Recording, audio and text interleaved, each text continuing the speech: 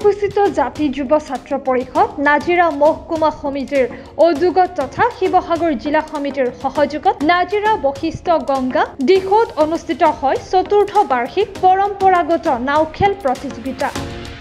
17 জানুৱাৰী বুধবাৰে পুৱা পতাকা উত্তোলন কৰে উদযাপন সমিতিৰ সভাপতি ৰবীন্দ্ৰ দাসে শিল্পী দিৱসৰ লগত সংগতি ৰাখি চতুৰ্থবাৰৰ বাবে আয়োজন কৰা পৰম্পৰাগত নাও খেলৰ শুভ উদ্বোধন কৰে বীৰ লাচিত সেনাৰ কেন্দ্ৰীয় সাংগঠনিক সম্পাদক শৃংখল চলিহাই নাও খেল প্ৰতিযোগিতাৰ পৰিচালক নৰেন দাসে এনেদৰে জনালে আমি প্ৰথমে আপোনালোকৰ সংবাদ মাধ্যম গৈছিল আমাৰ ফালৰ পৰা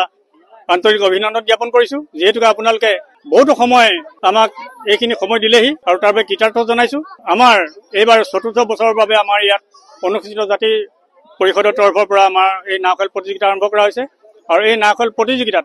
বিভিন্ন স্থানৰ পৰা আহি মাত্ৰ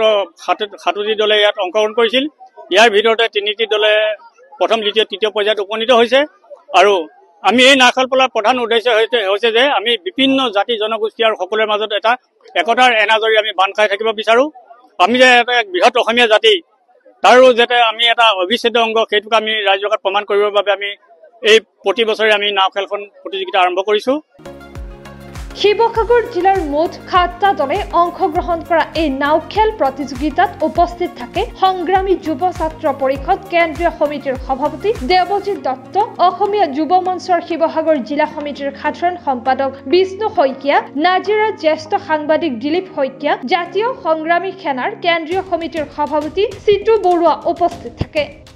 অনুসূচিত জাতি যুৱ ছাত্ৰ পৰিষদৰ কেন্দ্ৰীয় সমিতিৰ সাংগঠনিক সম্পাদক তথা উদযাপন সমিতিৰ মুখ্য সম্পাদক সুনীল দাসে কয় এবাৰ চতুৰ্থ বাৰ্ষিক আমাৰ নাও খেল প্ৰতিযোগিতা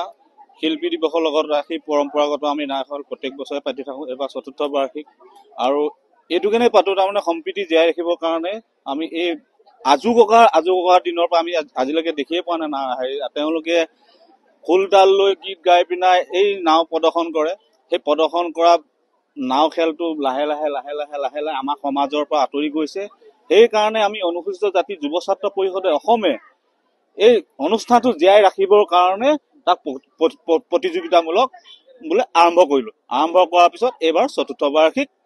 এই শিল্পী দিৱস উপলক্ষে এই অনুসূচিত জাতি যুৱ ছাত্ৰ পৰিষদৰ উদ্যোগত শিৱসাগৰ জিলা ভিত্তিত নাজিৰা মহকুমাৰ ভিত্তিত এই নাও খেল প্ৰতিযোগিতাখন আয়োজন কৰা হৈছে ইয়াত মুঠে আপোনাৰ 7টা দলে অংশগ্ৰহণ কৰিছিলে তাতে এতিয়া 3টা দল বিজয়ী হ'ল বিজয়ী দলকেইটা ইয়াতে এতিয়া আমি অকমান দেৰি পিছতে এই পুৰস্কাৰ বিতৰণ কৰা হ'ব আৰু তাৰ লগতে আমাৰ বেহাবাৰী আউটপোষ্টৰ মুকুতাও আহি পাইছেহি তেওঁ ইয়াত হাস্য বন্ধু আমি ৰাইজক তেওঁ প্ৰদৰ্শন কৰা হাস্য বন্ধু আমাৰ গাঁৱৰ ৰাইজক শুনাবৰ কাৰণে তেওঁ সুদূৰ গুৱাহাটীৰ পৰা আমি আমন্ত্ৰণ কৰি আনিছো বঁটা বিতৰণী অনুষ্ঠানত অংশ লৈ বিশিষ্ট অভিনেতা আশ্বিনী ডেকা ওৰফে জনপ্ৰিয় ধাৰাবাহিক বেহাৰবাৰী আউটপোষ্টৰ অভিনেতা মুকুতা ডেকাই বিশিষ্ট অভিনেতাজনে কয় মানে যথেষ্ট ভাল লাগিছে আমাৰ বৰ্তমান সমাজৰ পৰা এই নাও খেল প্ৰতিযোগিতাটো বৰ্তমান নাইকিয়া হৈ গৈছে কিন্তু উপনাজিৰাৰ এই দাদাসকলে এইটো যে ধৰি ৰাখিছে গতিকে প্ৰথমে মই এই দাদাসকলক মোৰ তৰফৰ পৰা ধন্যবাদ তথা শ্ৰদ্ধা জ্ঞাপন কৰিছো আৰু আজি যথেষ্ট ভাল লাগিছে ওপৰত নাজিৰাত আহি মানুহবিলাকৰ যি মৰম চেনেহ আদৰ সেইটো মানে কি আৰু তাতকৈ ইম্পৰ্টেণ্ট আকৌ বিহু গতিকে বিহুৰ সময়ত তেখেতসকলে এনেকুৱা এটা মৰম মানে কি সেইটো মানে কি ভাবিব নোৱাৰা মৰম চেনেহ এখেতসকলে দিছে